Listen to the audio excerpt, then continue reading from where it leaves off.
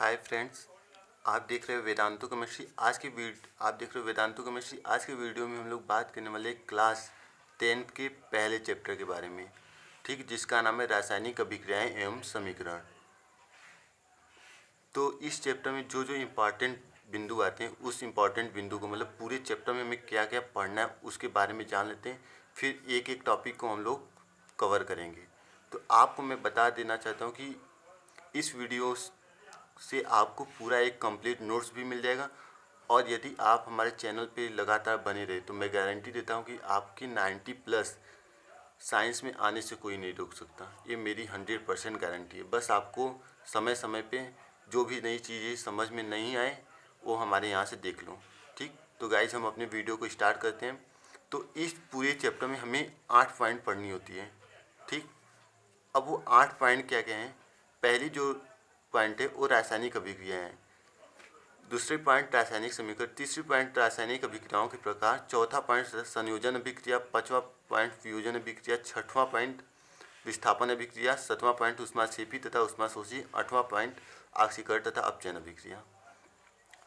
तो जो रासायनिक अभिक्रिया क्या होती है और रासायनिक समीकरण क्या होती है, तो इस सभी पॉइंट को हम लोग डिटेल्स में पढ़ेंगे। आपको सबसे पहले बता देते हैं रासायनिक अभिक्रिया के प्रकार। तो रासायनिक अभिक्रिया 5 प्रकार की होती है। तो इस पांचों के बारे में पढ़ेंगे हम लोग: संयोजन अभिक्रिया, वियोजन, विस्थापन, ऊष्माक्षेपी और ऊष्माशोषी और ऑक्सीकरण तथा अपचयन, इन पांचों के बारे में, और फिर ये तीनों हेडिंग के बारे में हम पढ़ेंगे। तो सबसे पहले हमारे यहाँ पे पहला हेडिंग क्या है? रासायनिक अभिक्रिया। तो जान लेते हैं हम लोग रासायनिक अभिक्रिया होता क्या है। तो जान लो रासायनिक अभिक्रिया क्या होता है। तो रासायनिक अभिक्रिया ऐसा अभिक्रिया जिसमें एक या एक से अधिक पदार्थ परस्पर अभिक्रिया करके नए पदार्थ बनाते तथा नए पदार्थों के भौतिक व रासायनिक गुण मूल पदार्थों से सर्वथा भिन्न हो जाते हैं, रासायनिक अभिक्रिया कहलाते हैं। तो सबसे पहले भौतिक गुण क्या होता है? भौतिक गुण का मतलब होता है कि बाहरी बनावट में परिवर्तन। जैसे कि आप जब मतलब छोटे रहते हो तो आप छोटा रहते हो, फिर जैसे जैसे बड़े होते हो आपकी पूरी शरीर की जो बनावट होती है वो धीरे धीरे परिवर्तित होती थी। तो बाहरी बनावट हो गई तुम्हारी भौतिक परिवर्तन, जबकि ये भौतिक परिवर्तन हो गई। और जो शरीर के अंदर प्रोसेस होता है, जैसे कि तुम्हारे अंदर जो प्रोसेस होती है, ऑक्सीजन लेते हो, ठीक, फिर गैस छोड़ते हो, फिर भोजन जो पचता है तुम्हारे शरीर के अंदर, तो ये सब रासायनिक परिवर्तन होती है, ठीक। तो जो बाहरी बनावट होती है उसमें यदि चेंजेस होता है तो उसे हम लोग भौतिक बोलते हैं। और जो अंदर होता है, ठीक, मतलब किसी पदार्थ के बनने में जो चेंजेस होते हैं उसे रासायनिक परिवर्तन करेंगे। लेकिन उस पदार्थ की यदि साइज बड़ी हो जा रही है, छोटी हो जा रही है, तो उसे हम लोग भौतिक बोलते हैं, ठीक।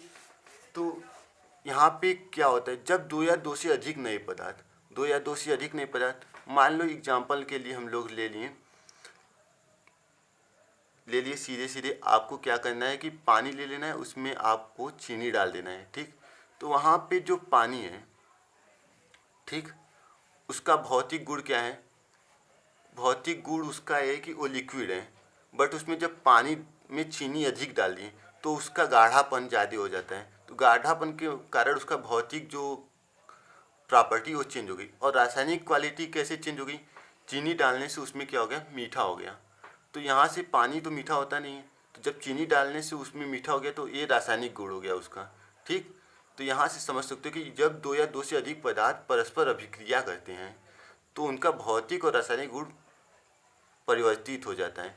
तो उसे हम लोग क्या बोलते हैं? रासायनिक अभिक्रिया। यहाँ पे एग्जाम्पल के तौर पे हम लोग देख लेते हैं।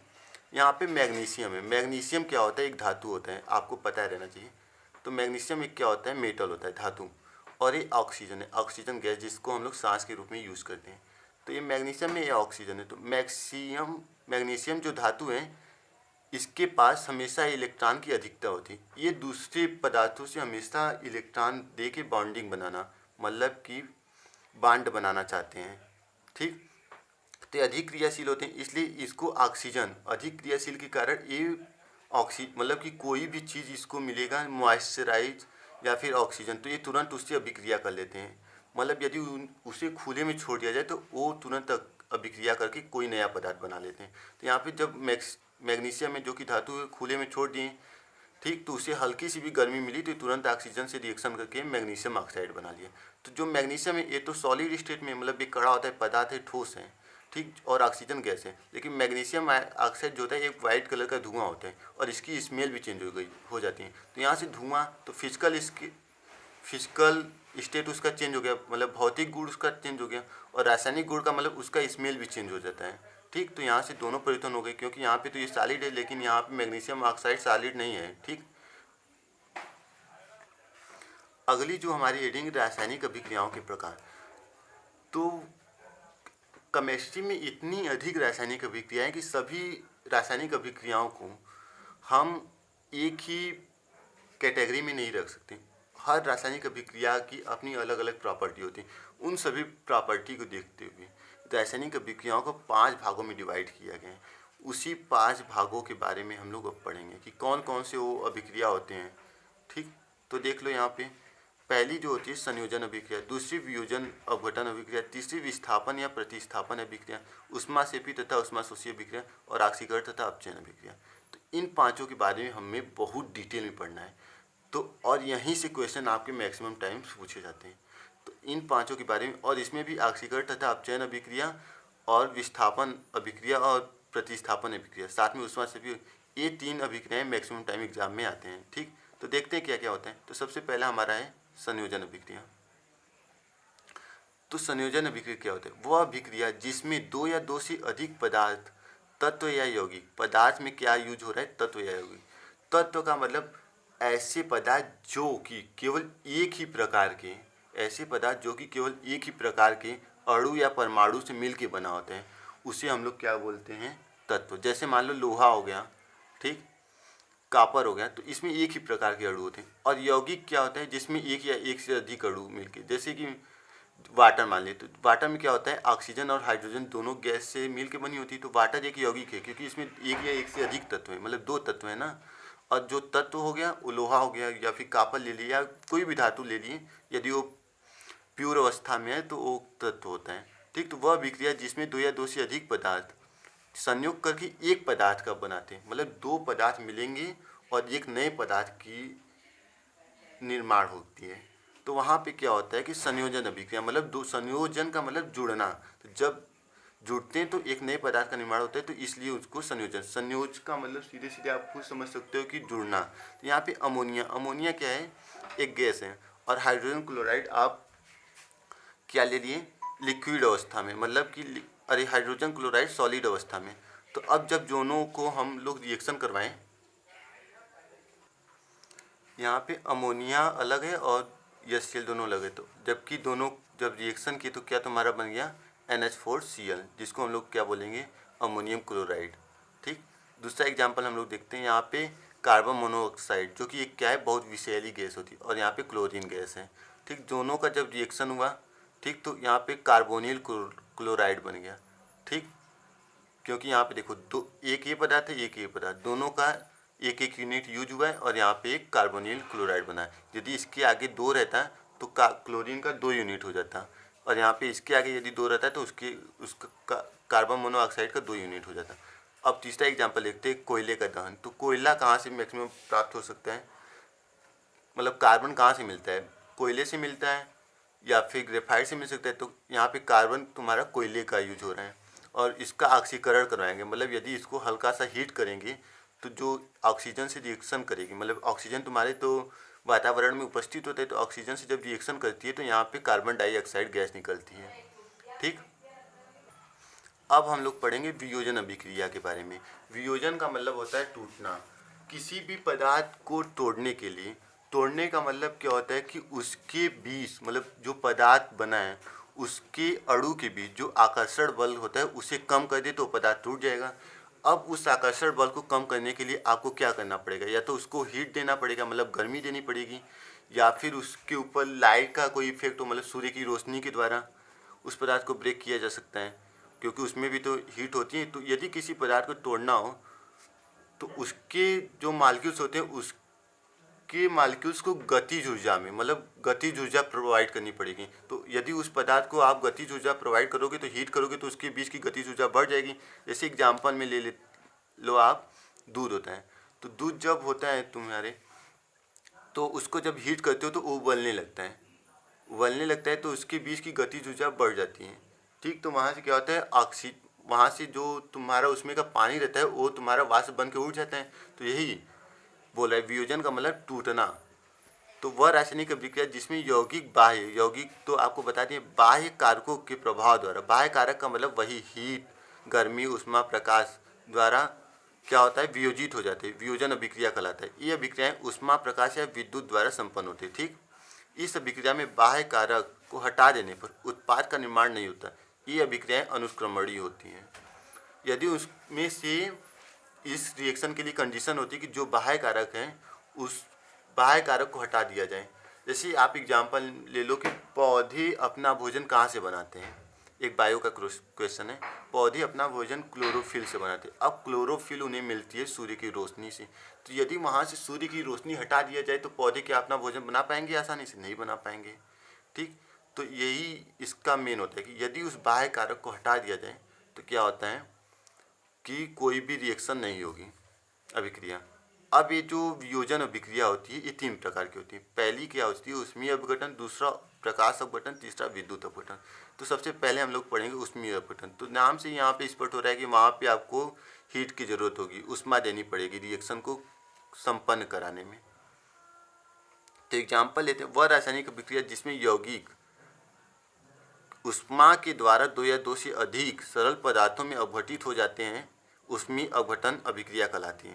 तो यहाँ पे कैल्शियम कार्बोनेट है, इसको हीट किए तो कैल्शियम ऑक्साइड और कार्बन डाइऑक्साइड, CO2 को कार्बन डाइऑक्साइड बोलते हैं और इसे कैल्शियम ऑक्साइड बोलते हैं। तो इसको हीट किए, इसको सीधे सीधे क्या कर दिए, गर्म कर दिए। तो यहाँ से कैल्शियम ऑक्साइड निकल गया और CO2।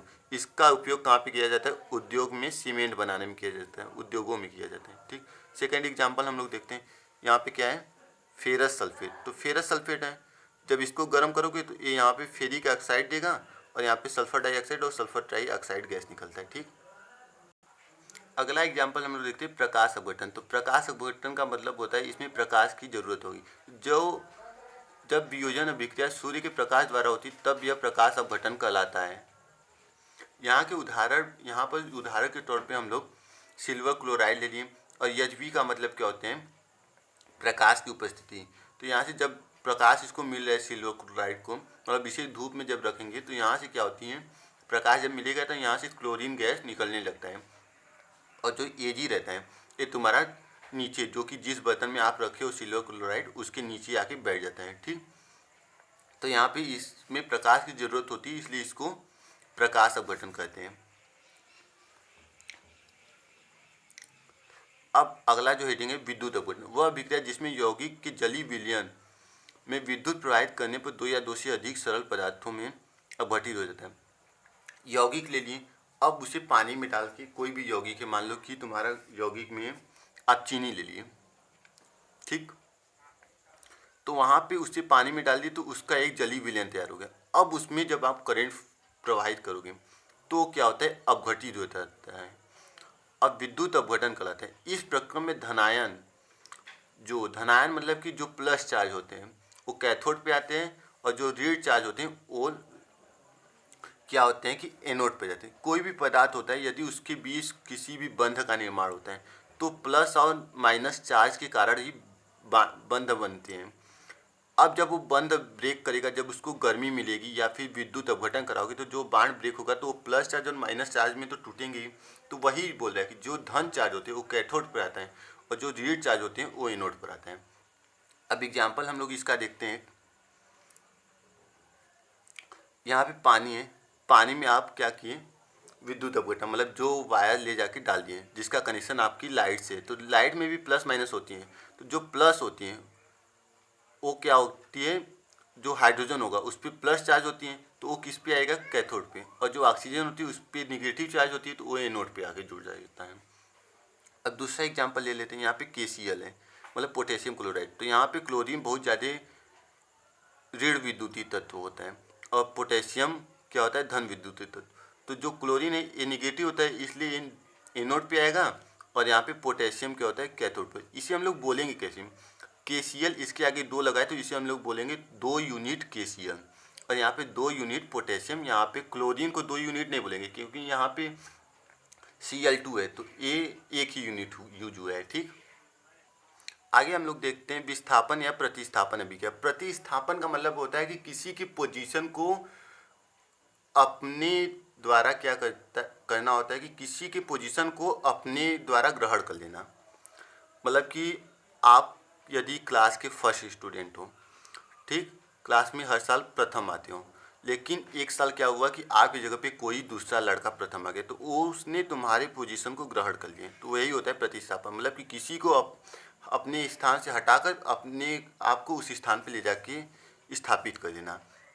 ठीक, तो वह रासायनिक अभिक्रिया जिसमें अधिक क्रियाशील तत्व कम क्रियाशील तत्व को विस्थापित कर देते हैं प्रतिस्थापन अभिक्रिया कहलाते हैं। ये दो प्रकार के होते हैं, एकल विस्थापन अभिक्रिया, द्विविस्थापन अभिक्रिया। अब देखते हैं एकल क्या होता है और द्विविस्थापन। प्रतिस्थापन तो मतलब जो अधिक क्रियाशील होगा वो कम क्रियाशील को क्या करेगा, उसके स्थान से क्या कर देगा, हटा देगा। हटाने के कारण इसे क्या बोल रहा है, विस्थापन अभिक्रिया होती है। ठीक, अब देखते हैं एकल विस्थापन अभिक्रिया। एग्जाम्पल यहाँ पे भी है। तो एकल विस्थापन अभिक्रिया वह अभिक्रिया जिसमें केवल एक अधिक क्रियाशील तत्व कम क्रियाशील तत्व को विस्थापित, मतलब यहाँ पे केवल एक ही अधिक क्रियाशील तत्व होगा, एक से अधिक क्रियाशील तत्व नहीं होंगे। और जो अधिक क्रियाशील तत्व होगा वो क्या करेगा, कम क्रियाशील, मतलब यहाँ पे आयरन है जो कि यस का मतलब क्या होता है, सॉलिड स्टेट में है। और कॉपर सल्फेट जो कि क्या है, एक्वस। एक्वस का मतलब कि कॉपर सल्फेट तुम्हारा कोई सीधे सीधे मान लो कि सॉलिड स्टेट में, मतलब पाउडर के फॉर्म में, जब इसे पानी में मिला दिए तो एक्वस फॉर्म हो गया, मतलब पानी में मिलाने के कारण। तो यहाँ पे ये सॉलिड स्टेट में, यहाँ पे लिक्विड स्टेट में है, मतलब कि तरल के रूप में। तो जो आयरन है ये क्या है, बहुत ज़्यादा क्या है, रिएक्टिव है।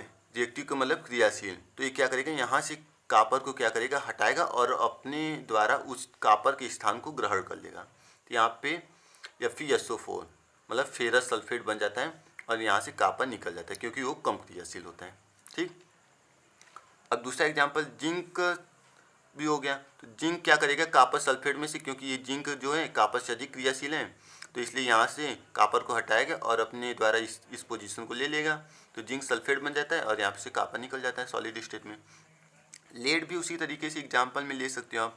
लेड भी क्या करेगा, कॉपर को हटा देगा और क्या करेगा, PbCl2 + Cu। मैं आपको इतना एग्जाम्पल इसलिए देता हूँ ना कि जितना ही आप एग्जाम्पल ज़्यादा एग्जाम में लिखोगे उतना टीचर सोचेगा कि आप अच्छे से पढ़ के आए हो और उतना ही आपको नंबर मिलने के चांस ज़्यादा होते हैं। ठीक, तो विस्थापन अभिक्रिया में हम लोग एकल के बारे में पढ़ लिए। अब हम लोग उभय विस्थापन अभिक्रिया के बारे में पढ़ेंगे, या द्विविस्थापन अभिक्रिया भी बोल सकते हो।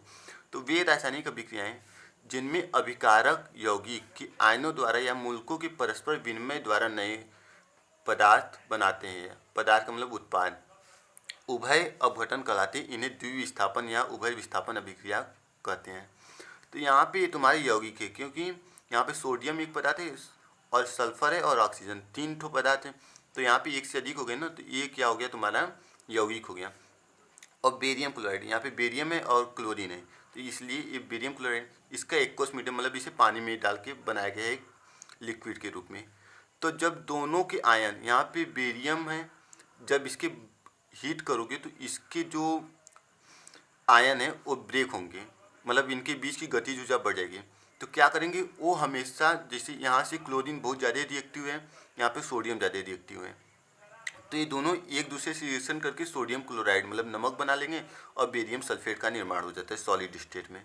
ठीक, दूसरा एग्जाम्पल हम लोग देख लेते हैं, AgNO3 + KCl। यहाँ पे सिल्वर जो है वो बहुत ज़्यादा रिएक्टिव है और क्लोरीन भी रिएक्टिव है, तो ये दोनों AgCl का निर्माण कर लेते हैं और KNO3 पोटेशियम नाइट्रेट का निर्माण हो जाता है। अब आगे हम लोग पढ़ेंगे ऊष्माक्षेपी तथा ऊष्माशोषी रिएक्शन। तो सबसे पहला हमारा क्या होता है, ऊष्माक्षेपी अभिक्रिया। तो वे रासायनिक अभिक्रियाएं जिसमें उत्पाद के साथ ऊष्मा ऊर्जा के रूप में निकलती है ऊष्माक्षेपी अभिक्रिया कहलाती है। इस अभिक्रिया में ऊष्मा की मात्रा को धन चिन्ह से दर्शाया जाता है। उत्पाद क्या होता है तुम्हारे, जो इस तरीके के, मतलब जो एरो है इसके इस तरीके, मतलब दाहिने साइड में जो होता है उसे उत्पाद बोलते हैं, और जो बाएं साइड में होता है उसे हम लोग बोलते हैं अभिकारक। तो जो उत्पाद है इसमें जो ऊष्मा मुक्त हो रही है उसे धन चिन्ह के साथ निकाल मतलब लिखते हैं, और साथ ही साथ क्या बोल रहे हैं, ऊर्जा के रूप में ऊष्मा निकलती है। क्यों निकलती है, यहाँ पे ग्रेफाइट है और यहाँ पे ऑक्सीजन। ग्रेफाइट तुम्हारा कार्बन का अपर रूप होता है और ऑक्सीजन गैस है। जब बारिश हो जाती है पहाड़ों पे तो उसमें से क्या होता है, ऑक्सीजन गैस निकलती है और ग्रेफाइट होते हैं। तो जब दोनों रिएक्शन करते हैं, जब बारिश होने के बाद उस पर रोशनी पड़ती है तो वहाँ से कार्बन डाइऑक्साइड निकलती है, जो कि क्या ऊर्जा को मुक्त भी करती है। ठीक, तो यही इस रिएक्शन से आपको जानना है। सेकेंड रिएक्शन देखते हैं। यहाँ पे कैल्शियम ऑक्साइड और जल है। ठीक, और इसके द्वारा कैल्शियम हाइड्रोक्साइड बन गया, जिसको हम लोग बूझा चूना कहते हैं, और साथ ही साथ ऊष्मा भी निकलता है। तो देखो यहाँ से एग्जांपल, कैल्शियम ऑक्साइड का मतलब जो आप मार्केट से चूना बोरी में लाते हो, और H2O का मतलब क्या हो गया, जल। जब उस बोरी वाले चूने को पानी में डालते हो तो आपको पता होगा कि उसमें से क्या जो चूना होता है उबलने लगता है। उबलने क्यों लगता है, क्योंकि उसके अंदर एनर्जी होती है, और जो कोई भी पदार्थ उबलेगा तो उसमें से गर्मी निकलेगी ही, तो इसलिए वहाँ पे ऊष्मा जो निकलती है वो एनर्जी के रूप में निकलती है। और कैल्शियम ऑक्साइड फिर तुम्हारा जो चूना तैयार हो जाता है, जिससे कि आप घर पे पेंट करते हो या फिर बहुत लोग बहुत जगह पे यूज़ करने के लिए करते हैं। ठीक, अब ऊष्मा छेपी के बाद हम लोग पढ़ेंगे ऊष्मा शोषी अभिक्रिया। तो वे अभिक्रियाएं जिसमें ऊष्मा का अवशोषण होता है, मतलब कि अभिक्रिया को पूरा संपन्न होने में आपको अलग से ऊष्मा देनी पड़ेगी। ठीक, तो ऊष्मा शोषी अभिक्रिया कहलाती है। इसमें ऊष्मा की मात्रा को उत्पादों की ओर ऋण चिन्ह के साथ, उत्पाद का मतलब क्या हो गया, रिएक्शन के दाहिने साइड ऋण चिन्ह के साथ, और जबकि यदि बाएं साइड लिखोगे तो धन चिन्ह के साथ दर्शाया जाता है।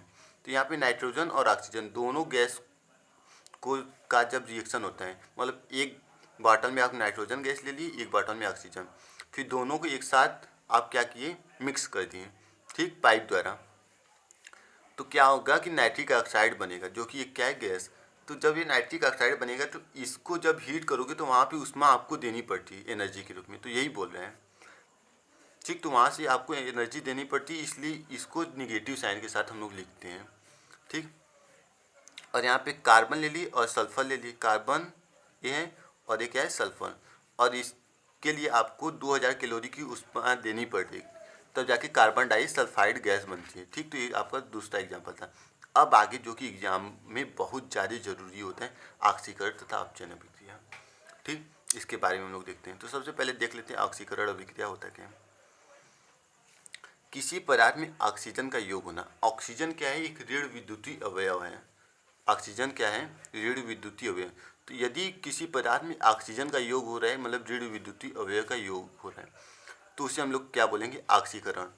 किसी पदार्थ में हाइड्रोजन का पृथक, हाइड्रोजन क्या है, धन पदार्थ है, धन विद्युतीय अवयव। तो पृथक का मतलब निकलना, और ऋण विद्युतीय अवयव का मतलब होता है निगेटिव चार्ज। मतलब यहाँ पे जो ऑक्सीकरण जो क्रिया होती है, जो ऑक्सीकरण की अभिक्रिया होती है, उसमें ऋण विद्युतीय अवयव, मतलब जिस पे भी निगेटिव चार्ज होगा, ऋण चार्ज, ठीक, वो क्या होगा, उसका योग होगा अभिक्रिया में। जो तुम्हारे उत्पाद बनेंगे उसमें आप जब देखोगे तो जो अभिकारक हैं और जो उत्पाद है, तो जो अभिकारक होते हैं उसमें ऋण विद्युतीय तत्व की संख्या कम रहेगी, और जो उत्पाद बनेगा उसमें ऋण विद्युतीय तत्व की संख्या अधिक होगी। और यदि हाइड्रोजन या धन विद्युतीय अवयव रहेंगे तो उनकी संख्या उत्पाद में क्या हो जाएगी, कम हो जाएगी। उस अभिक्रिया को हम लोग बोलते हैं ऑक्सीकरण अपचयन अभिक्रिया। और इसको दूसरे भाषा में इलेक्ट्रॉन के रूप में क्या बोल सकते हैं, वह अभिक्रिया जिसमें किसी अणु या परमाणु या आयन से इलेक्ट्रॉन पृथक होते हैं, ऑक्सीकरण अभिक्रिया कहलाती है। तो अणु, परमाणु या आयन जिसमें से इलेक्ट्रॉन क्या होंगे, निकलते हैं, मतलब इलेक्ट्रॉन की कमी होती है। ठीक, तो उसे हम लोग क्या बोलेंगे, ऑक्सीकरण अभिक्रिया। अब एग्जाम्पल देख लेते हैं इसका हम लोग। यहाँ पे टीन, एन का मतलब होता है टीन, और Cl2 का मतलब क्लोराइड। तो टीन क्लोराइड, यहाँ पे आपको बोले थे ना ऋण विद्युतीय तत्व में क्या होती है, वृद्धि होती है। तो क्लोरीन ऋण विद्युतीय तत्व है। अब यहाँ पे जो तुम्हारा उत्पाद बना है, यहाँ पे 2 है और यहाँ पे 4 हो गया ना क्लोरीन, तो यहाँ पे ऋण विद्युतीय तत्व में तो वृद्धि हो गई। अब ऑक्सीजन की संख्या में क्या होती है, वृद्धि होती है। यहाँ पे ऑक्सीजन का 1 यूनिट है और यहाँ पे ऑक्सीजन का 2 यूनिट है। ठीक, क्योंकि इसके आगे 2 लगाए ना, तो इसकी मतलब ऑक्सीजन का 2 यूनिट है और यहाँ पे ऑक्सीजन का 1 यूनिट है। ठीक, तो यहाँ पे भी ऋण विद्युतीय अवयव में क्या हो गया, वृद्धि हो गया। अब यहाँ पे जिंक है, यहाँ पे कॉपर सल्फेट। इसका एग्जाम्पल हम लोग आगे देख लिए प्रतिस्थापन अभिक्रिया में। तो यहाँ पे जिंक जो कि बहुत ज़्यादा रिएक्टिव है, तो यहाँ पे बहुत ज़्यादा रिएक्टिव है, तो इसके रिएक्टिव मतलब कि क्रियाशीलता को कम करने के लिए सल्फर आके जोड़ दिया गया है। ठीक। तो जो धन विद्युतीय तत्व होते हैं उनकी कमी होती है, क्योंकि यहाँ पे धन विद्युतीय तत्व फ्री अवस्था में था तो ये बहुत ज़्यादा रिएक्टिव था, और जब ये क्रिया कर लिया तो इसका धन विद्युतीय गुण जो है वो कम हो गया। तो इसलिए इस क्या हो गया कि धन विद्युतीय तत्व में क्या होती है, कमी होती है। यहाँ पे इलेक्ट्रॉन की वाले डिफिनीशन के हिसाब से एग्जाम्पल देख लेते हैं। यहाँ पे सोडियम है, तो इसमें से जब इलेक्ट्रॉन निकला, प्लस का मतलब ये मत सोचो कि इलेक्ट्रॉन इसमें ऐड हुआ है, इसमें से जब इलेक्ट्रॉन निकला तो क्या हो गया, ये आयन के रूप में हो गया। मतलब इलेक्ट्रॉन का पृथक होता है, उसे हम लोग बोलते हैं ऑक्सीकरण। यहाँ से इलेक्ट्रॉन निकल रहा है ना, मतलब इसलिए इसको बोलेंगे ऑक्सीकरण। अब हम लोग देखेंगे अपचयन के बारे में। अब हम लोग पढ़ेंगे अपचयन अभिक्रिया क्या होता है। तो वहाँ पे जो ऑक्सीकरण अभिक्रिया थी वहाँ पे ऑक्सीजन की संख्या में वृद्धि हो रही थी। यहाँ पे हाइड्रोजन की संख्या में वृद्धि होगी, मतलब धन विद्युतीय अवयव में क्या होगी, वृद्धि होगी। वहाँ पे ऋण विद्युतीय अवयव में वृद्धि हो रहा था। ठीक, तो यहाँ पे धन विद्युतीय अवयव में वृद्धि होगी, उसे हम लोग बोलेंगे अपचयन। या फिर ऑक्सीजन में क्या होगी, कमी होगी, या ऋण विद्युतीय अवयव का अनुपात कम हो जाएगा। ठीक, अब दूसरे शब्दों में इसे लिखते हैं, वह अभिक्रिया जिसमें कोई परमाणु, अणु या आयन इलेक्ट्रॉन को ग्रहण करता है, मतलब कि उसमें इलेक्ट्रॉन की एडिंग होती, इलेक्ट्रॉन आके जुड़ता है पदार्थ में, तो उसे हम लोग ऑक्सीकरण अपचयन अभिक्रिया करते हैं। ठीक, एग्जाम्पल के तौर पे हम लोग देख लेते हैं। यहाँ पे CuCl2 और यहाँ पे Cu है। तो आप जानते हो कि मेटल क्या होता है, बहुत ज़्यादा रिएक्टिव होता है। तो जब एक कॉपर क्लोराइड से रिएक्शन किया तो यहाँ पे एक मतलब इसके पास मेटल होता है, मतलब इलेक्ट्रॉन की अधिकता होती है। जब इलेक्ट्रॉन की अधिकता होती है तो इसका मतलब ये इलेक्ट्रॉन आके इससे जुड़ा, तो इलेक्ट्रॉन जुड़ा तो मतलब इलेक्ट्रॉन की संख्या में वृद्धि हो गई ना। जब मेटल इससे आके जुड़े तो वृद्धि तो हो रही, इसलिए इसको बोलते हैं अपचयन अभिक्रिया। जिंक ऑक्साइड प्लस कार्बन, यहाँ पे क्या हो गया, जिंक बहुत ज़्यादा रिएक्टिव है और कार्बन कम रिएक्टिव है, लेकिन यहाँ पे ऑक्सीजन भी बहुत ज़्यादा दृढ़ विद्युतीय तत्व है, तो इसलिए यहाँ पे कार्बन मोनोऑक्साइड गैस निकलती है। ठीक, कार्बन मोनोऑक्साइड, और ये जिंक जो है फिर यहाँ पे इलेक्ट्रॉन की संख्या में वृद्धि हो गई, क्योंकि ये फ्री स्टेट में आ गया। ठीक, अब यहाँ पे देखो FeCl3 प्लस H2S, यहाँ पे आयरन बहुत ज़्यादा रिएक्टिव है। ठीक, तो ये फिर अब देखो FeCl3 प्लस H2S है, तो यहाँ पे FeCl2 फेरस क्लोराइड और इसे बोलेंगे फेरिक क्लोराइड, और 2HCl प्लस सल्फर गैस यहाँ से निकल रहा है। तो यहाँ पे भी क्या हो रहा है, ऋण विद्युतीय जो अवयव है उसका अनुपात घट रहा है, क्योंकि यहाँ से 3 क्लोरीन आयन है और यहाँ पे 2 क्लोरीन आयन आके अटैच हुआ है, तो यहाँ पे ऋण विद्युतीय अवयव का अनुपात घट गया है। यहाँ पे इलेक्ट्रॉन का एडिशन हुआ है। इस डिफिनीशन के अनुसार से इलेक्ट्रॉन का एडिशन मतलब इलेक्ट्रॉन सोडियम क्या कर रहा है, ग्रहण कर रहा है, तो ये सोडियम परमाणु की Na+ का मतलब ये सोडियम आयन है। जब इसे इलेक्ट्रॉन मिल गया तो एक परमाणु बन गया सोडियम। ठीक, अब आगे हम लोग देखेंगे ऑक्सीकरण और अपचयन क्या होता है।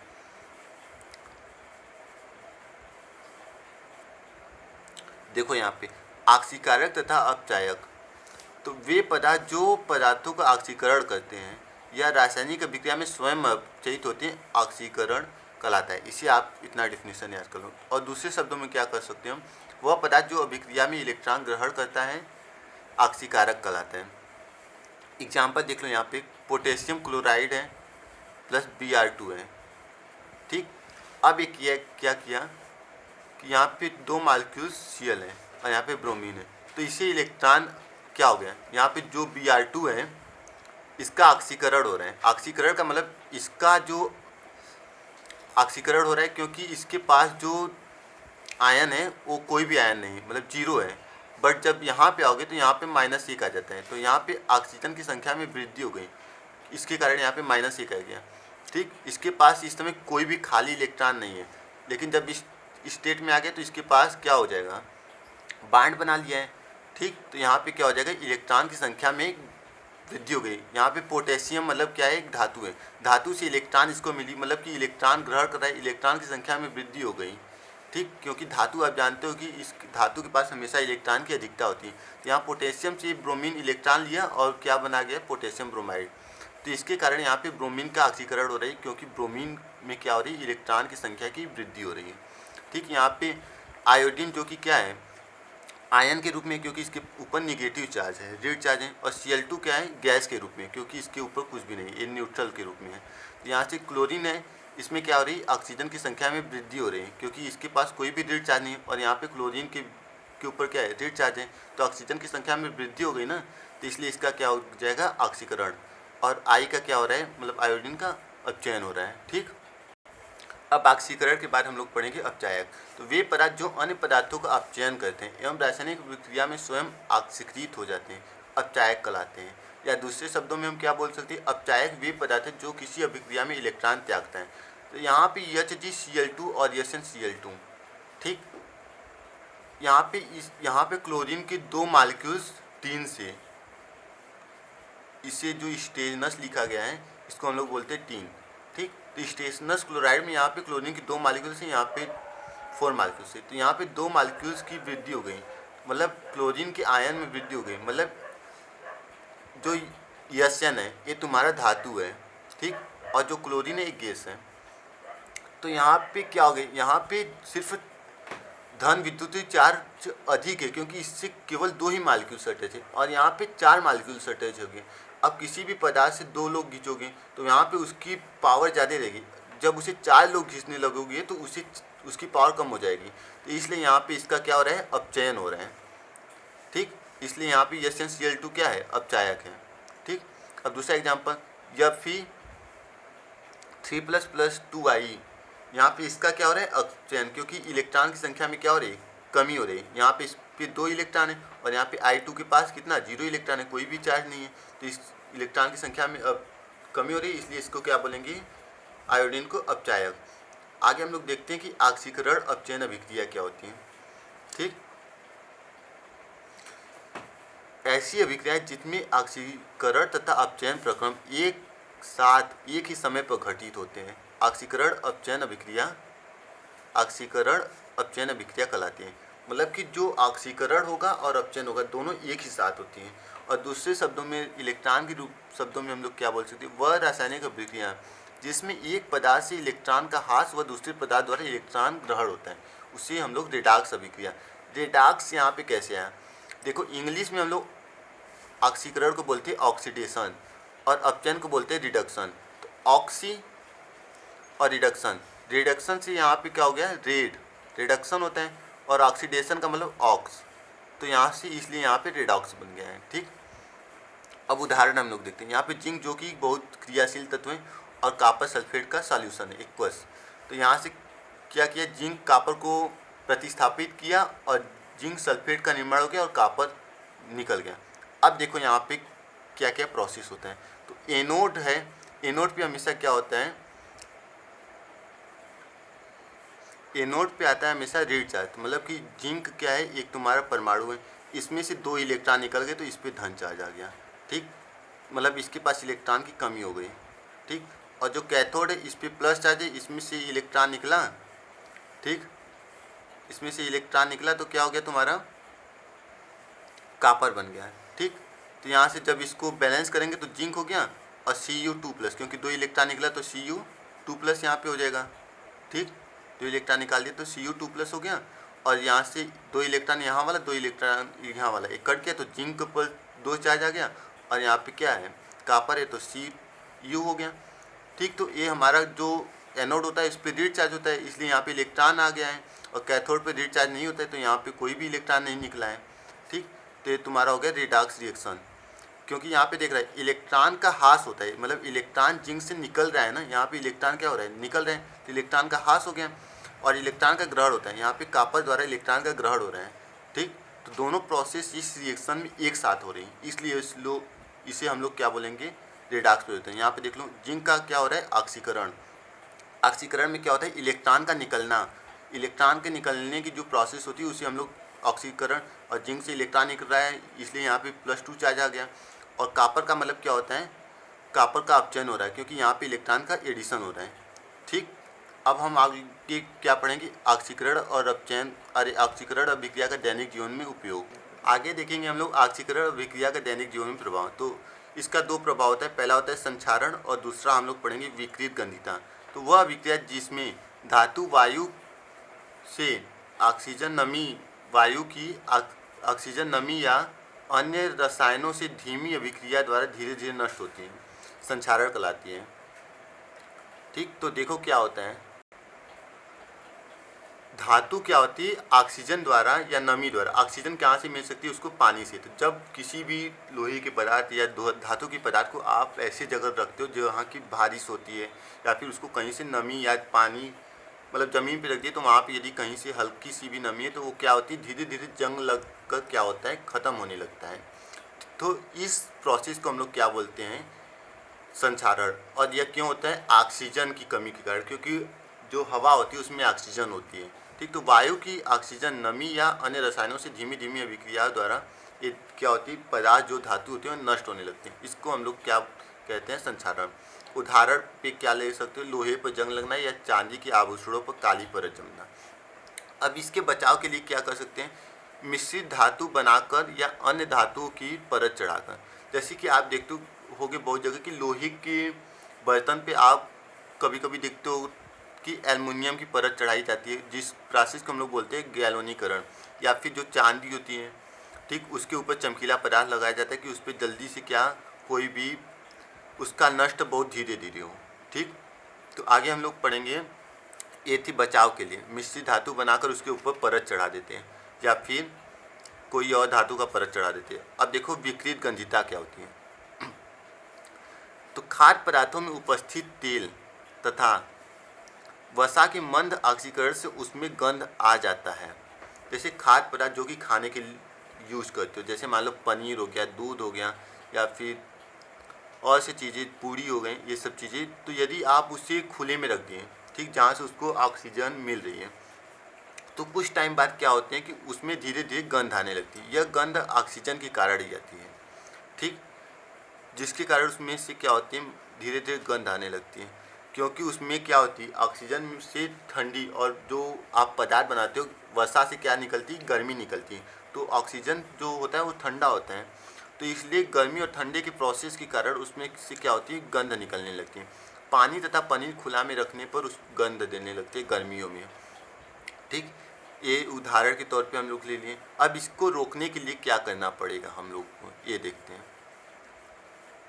तो पहला क्या करना पड़ेगा, खाद्य पदार्थों को वायु रोधी पात्रों में रखना, मतलब कि जो खाने वाले पदार्थ हैं उसको ऐसे जगह रखना है जहाँ पे कि ऑक्सीजन ना पहुँच पाए, मतलब कोई भी गैस वहाँ पे पहुँच ना पाए।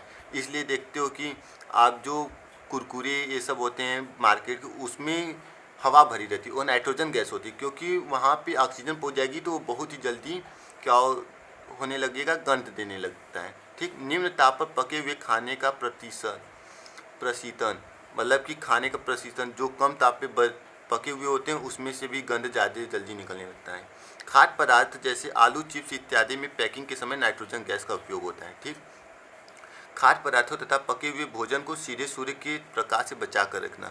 जो खाद्य पदार्थ होते हैं या भोजन होते हैं उसे सूर्य के प्रकाश से बचा के रखना चाहिए, क्योंकि वहाँ से भी आपको गर्मी मिलती है और ऑक्सीजन ठंडा होता है, इसलिए वो क्या होगा, जल्दी से गंध देने लगते हैं। और इसके लिए क्या होता है, प्रति ऑक्सीकारक, मतलब जहाँ से ऑक्सीजन न मिले उसका रूप यूज किया जाता है कि जो कि ऑक्सीजन को क्या करे, ग्रहण कर लें, तो उसके रूप में BHA तथा BHT का उपयोग किया जाता है। दोस्तों, आज का चैप्टर आपकी समाप्त होती है। अभी एक टॉपिक इस चैप्टर में पढ़ना है हमें, जिसका नाम है रासायनिक अभिक्रियाओं का संतुलन।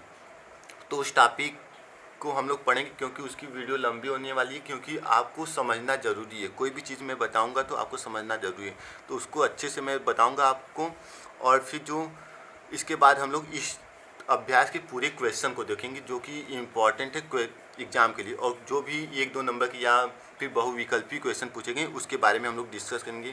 तो प्लीज़ आप लोग यदि हमारे चैनल पर नए हो तो प्लीज़ चैनल को सब्सक्राइब कर दीजिएगा। और मैं गारंटी देता हूँ कि आपकी साइंस में लगभग 95 नंबर यदि आप मन लगाकर पढ़ते हो तो गारंटी देता हूँ कि आपकी आनी कंफर्म है।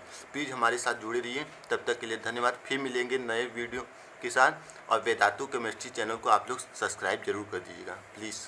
धन्यवाद।